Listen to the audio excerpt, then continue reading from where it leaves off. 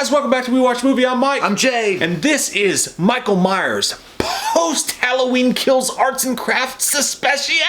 That fucker gets out this stuff when he's not being watched. Michael, more than any other serial killer in movie history, really loves his arts and crafts. That's why they named Michael's Arts and Crafts store after Michael. Good for them. Michael's. What a smart marketing campaign. Hey, do you want to buy some cool shit from a serial killer?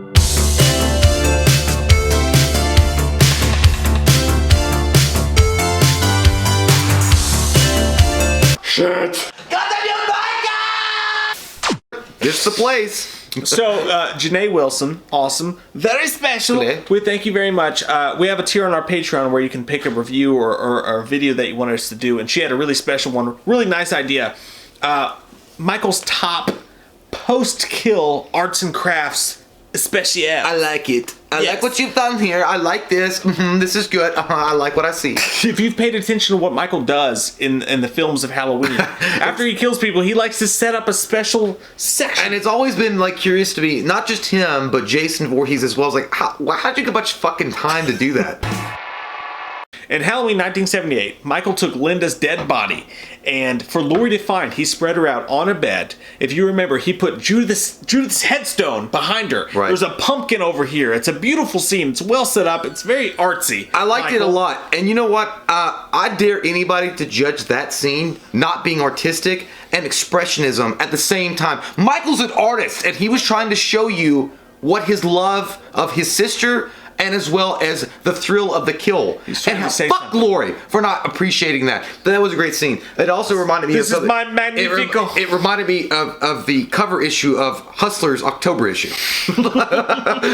It looked just like, I swear to God, Larry Flint jacked off to that. Because he was like, hey, if I could put that on my fucking Halloween spread for Hustler, I'll do it. Not only that, but when she turned around, Bob's body fell from the ceiling, remember, in the closet? And he was just like, I'm hanging from my legs! And then you get the classic out of the shadows Michael. That's iconic. Where he's like, did you like my work? He was like a curator at a museum that just like he waits in the wings to see how people react to his work, and then like, oh, it's so great. He's like, do you like? Totally.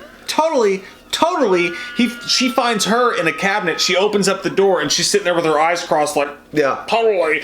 Michael set all that shit up as a haunted house of art horror. It's like I always said, Michael wasn't deaf, dumb, and mute.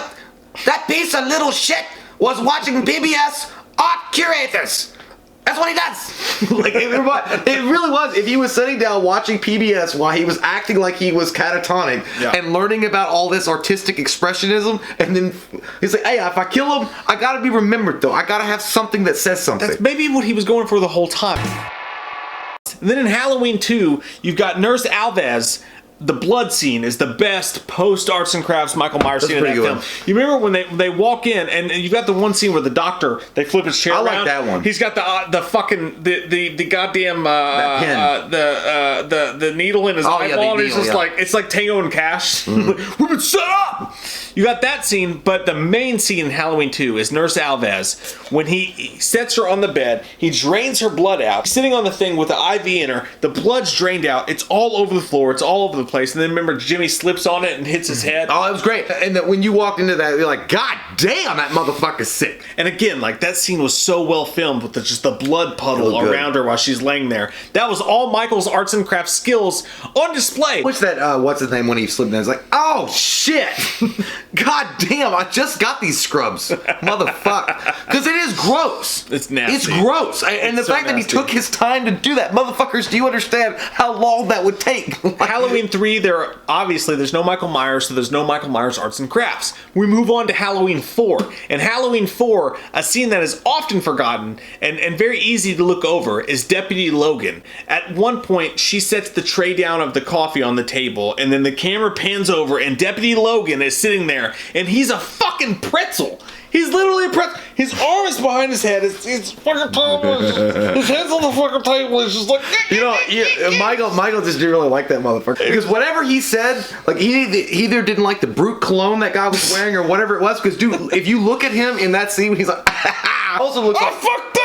it also looks like a thrown away piece of art that Michael didn't like. And he's like, I'm gonna put that in the back room so no one sees it. And you don't see the guy die. Another awesome scene in Halloween 4, by the way. Cops do it by the book lady. He literally shoves a shotgun up inside her and then sticks her to the door and leaves her hanging there. So it is a piece That was of a art, good one. but it's the kill tied into the after death, so it doesn't really count. Mine always is a tie between the Grady death, because you could hear that fucking jawbone cracking. That was nasty as fuck. And how stupid are you? And he spits out that blood? Yeah. Because he's already fucked and he's picking him up. You're dead. You're dead, son. But then also, you know, obviously the fingers through the forehead, which, you know, they had to fight to keep that in the film. Great kills, but these don't count as post-death art sequences. Moving on to Halloween 5. Attic scene. Alright, he's chased Jamie. He's chased her all He had a through the goddamn place. diorama. Dude, she goes up there, and the first thing you see Max the dog hanging, and it's the most obvious stuffed animal you've ever seen. But he just drops from chains, and he's like, it was scary. But he's like, it looks like something you won at a B-dubs when you're playing the $1 like gotcha machine. But then you look over, and it's Mike, the asshole with the car, who got his face with a hoe. Dude. He just had the who's who was in this movie. I loved it. It was the diorama. It was like, look, I'm putting on a production play, bitch. Welcome to the pre-screening. It's like he had his own Welcome to the show. He had his own Madame Tussauds wax museum. It was great. I loved it. It was actually one of the few memorable, because she's like, Rachel. I was like, yeah, she ain't getting up. But you know what? How dirty they did that poor actress, because she should have had a lot more significant role in that film. Yeah. Either way, Rachel got fucked. It was cool though, but he set that all up. Like, it was like, hey, it's like he was on the phone with Jason and being like, listen, you're never gonna believe the decorations I got. I got some good shit from Spirit Halloween, and I'm gonna decorate the fuck out of it.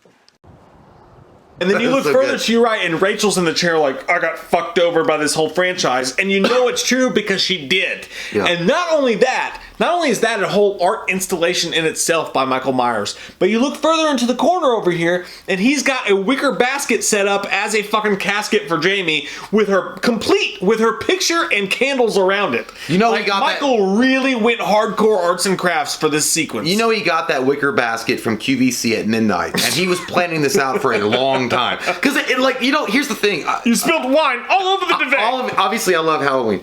We both would love Halloween. It's one of our, maybe our favorite franchise, but as far as horror is concerned. But at the same time, it's always strange to me that Michael Myers goes above and beyond duty to make sure that he's got some spectacular kills after the fact, so you know who did this. So it makes me feel like there's a lot of premeditation, and it's like, hey, how can I make this something memorable? You know what I'm gonna do? I'm gonna browse eBay, I'm gonna browse QVC, I'm gonna Pinterest, browse absolutely everything. You could just imagine Michael with his mask off when he's putting all this stuff together, and he's sweating hard, and he's like, it's just not right. It's just not right. Take it down. Take it down. Her hand has to be like... I think you said it best. He calls Jason. He's like, I don't know, man. I don't know. I got the body up in the corner, but the chains, I feel like I've done that before. But Jason might even come over, and he was like helping him. And then he was like, it's just... And he's like, it's not right. Oh my God. Listen. Listen to me. Is your ears working? Because I know you're stupid. This is so postmodern. Listen to me, Jason. I live in the Crystal Lakes. What I'm saying to you is that the fingers have to be splayed like this so she can have terror. But really, they're looking at each other in silence, and he's like... But no, they're having this communication in their minds. And Michael's like... And then Jason's probably like, listen, bitch, I live in a swamp, and I still make better shit. Anyway. So we move on to Halloween 6. Michael's best arts and crafts sequence in Halloween 6 is an obvious choice. It's definitely, Mommy, it's raining. That was a great one, yeah. It's raining red. The DJ, Barry Sims, Michael kills him in the van. He takes him, and again, completely off screen, Michael somehow finds the time to wrap Barry Sims' dead DJ body in Christmas lights. He just didn't have anything else. He's like, this is good. He hangs his ass in a tree, blood dripping and all, and then some little girl at the Halloween party's like, Mommy, it's raining. It's raining red. And then his body falls down. What a beautiful sequence by Michael. That's maybe his best work. It's wonderful, and it really did get me into the Christmas mood in October. But no, honestly, it's one of those things, it's like, it always sucks to see that because, yes, obviously the arts and crafts that Michael displays is great, and that kill was probably monumentally and epic. You don't see it, and that fucking pisses me off. Like, some of these cool after death scenes you don't even see happen, and it's like, why? But he took the time to scale that motherfucker. Like, he humped a tree all the way up to the top, right? You imagine this, okay? Now imagine in your mind Michael Myers, he's like pissed. He's like, God damn it, you imagine your fucking light up. You imagine walking by and seeing this grown man with a body over his shoulder, Can someone hand me a wrench? humping his way up the tree like a fucking sloth, and not taking his mask off, and then setting him down in a way, and then wrapping lights on him. It's the beauty of Michael Myers. And then jumping away like the Foot Clan in Ninja Turtles that no one saw anything.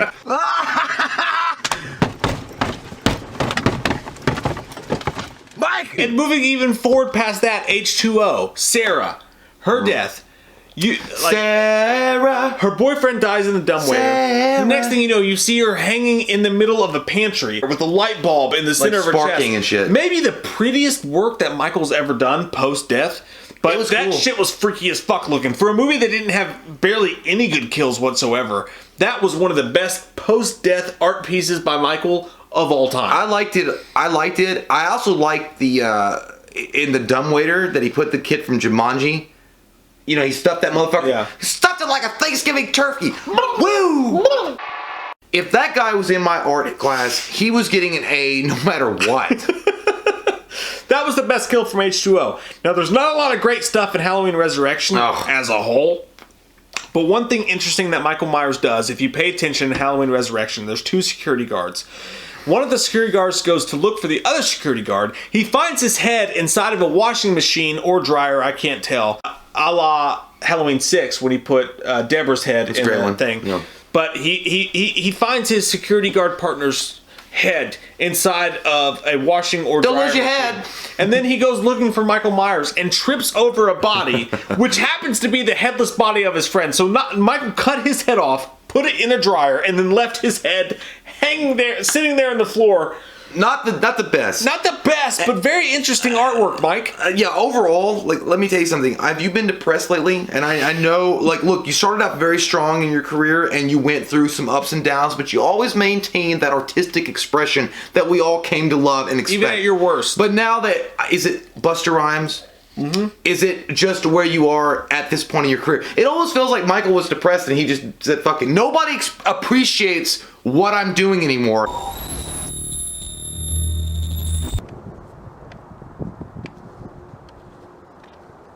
Rob Zombie's Halloween. Now, this is very standard, very customary. The best post-death sequence in Rob Zombie's Halloween is we go back to Halloween 1. You've got Linda, but instead of on a bed, she's in a dirt cross base. And he throws Lori down there, and she wakes up and she sees her friend, her hot friend, laying there naked in the dirt. And again, a direct representation of what happened in Halloween 1. But Michael adds a little bit of flair in Rob Zombie's Halloween, where in place of the original tombstone, you've got a cross with a dead possum stuck on it because it's a Rob Zombie film. Well, they're goddamn vermin. They're goddamn vermin's what they are. I know they're herbivores, but they're goddamn vermin. We move on. Halloween. Rob Zombie's Halloween 2, the best post-death in this sequence. That was sequence. great. Very good, actually. That was really good. It's a dream sequence, so it technically doesn't count. But after he takes care of Octavia Spencer in the most brutal, non-heinous of ways. You think I'm going to pay more in premiums? Who the fuck you think you is? I will not wear a mask in public. God damn, Karen. After he kills Octavia Spencer, he got Karen. He was Karen'd out. Laurie Strode goes to run down the hallway, and she encounters one of Michael's best post-death art sequences. He has this old lady hanging there like this, with no fucking eyeballs just in the hallway. Not only to keep her from moving through the hallway, moving about on your adventure to the world, but she's laying there like this with no fucking eyeballs. That shit was scary. You know that what? Was fucked up. I think it's also, it reminded me of like an early draft of Batman signal. It's like the bat wings. Remember in Batman Begins? Signal is not a beeper. Well, remember in Batman Begins when he throws Falcone on the fucking on the symbol and he staples his fucking and he's like oh, what's that? It's a bat symbol. But again, it's also interesting to point out the fact again that he was chasing Laurie Strode to the hospital and he has time to stop, admire the wall that he needs to do this on, and then figure out how it's going to be most effective, and then does it. Listen, this man is not only a wonderful serial killer, very, very perfectionist. Huge. But, not just huge, amazing. But, the best, I know more serial killers than the rest, probably better than they're able to handle in the rest of the world. Have you ever heard of a serial killer? It's a serial killer. Maybe the best ever. But he's also a man that will take pride in his work. And he wants to go above and beyond for not just him, okay? For you as well. For the viewing experience that the victim is going to run on. And before they die, before their eyeballs come out, before he rips them apart, they get to see something like, wow, you know, I never thought I'd see this outside of a New York museum. Incredible. The last thing we're left with is Halloween 2018. And there's multiple things. There's 3 things in this. There is the dead body with the sheet over it next to the fish tank. Oh, that's a good one. But more importantly, there is Dave left hanging with his fucking, you know, it's the Bob kill. That's such a cock tease, though. Hanging there. You got the one dude on the gate. But to me, most importantly, the most fucked up post-kill sequence of Michael Myers' career in Halloween 2018 was absolutely the gas station attendant. Remember when his jaw is all the way down here. Yeah, but he wasn't posing that. He just ripped him open. I don't know. I feel like he killed him and then posed him. He's like... The dude's jaw was over fucking here. Like, it was at the other end zone. Yeah. It was just fucking... Yeah, Michael wishboned the fuck out of his mouth. But I don't think he ever thought anybody was going to come up there and ask that guy if he had any extra quarters for the arcade game. But the thing... I thought the Dave thing was a great kill, and it was a throwback to the original, but it was such a cock tease... Because you didn't even fucking see it. And you know that would have been cool. Because in the original Halloween 78, he stabs him, then the head cock. It goes against the rules. They're very simple rules. Why can't you follow them? The post-death has to be something that didn't happen during the death. So I feel like Dave might not count because he may have killed Dave with the knife into the wall. It was still nice. Post-death, you've also got the scene after the bus when they encounter the dude sitting there like in the death. But it's definitely post-death when they find the gas station attendant with his jaw ripped completely open. But it's post-death, but I don't think he was posing him. I think he just killed him. You know what? What about this? Christopher Nelson's death.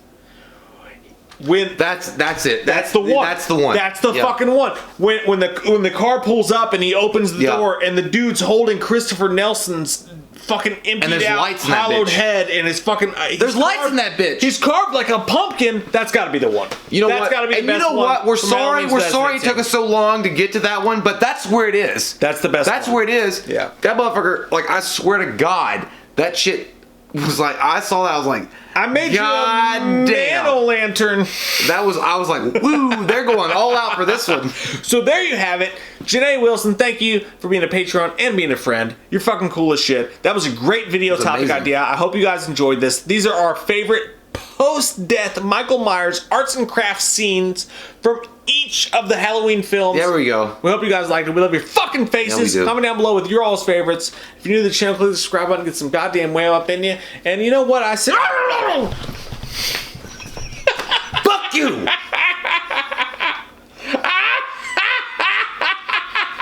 Oh, dude. Oh, whoa! Fucking bitch! Ow, that hurt, dude. You hit me in the back. I don't care! I hit my nuts! That hurt, dude. You hit me in the back fat. You got the back. I hurt That myself. hurt so much. Oh, fuck, dude. I didn't even hit you in the nuts. I did! Were you in your own nuts? Yeah, because when you scared me, I hit my nuts. What are you gonna do on October 31st? What are you gonna do on October 31st? Here comes that white-faced fucker, an asshole like no other. He's he's a big old piece of shit. Wants to stab your sister's tits cause he's a white-faced fucker. Loomis can't recover, Dr. Challenge drunk again, sleeping with your sister's friends. Do you want to know about the darkness? I said, God damn. God damn you, Michael! I said, God damn. A lot of people don't know the darkness that goes inside their hearts. I said, God damn. God damn you, Michael!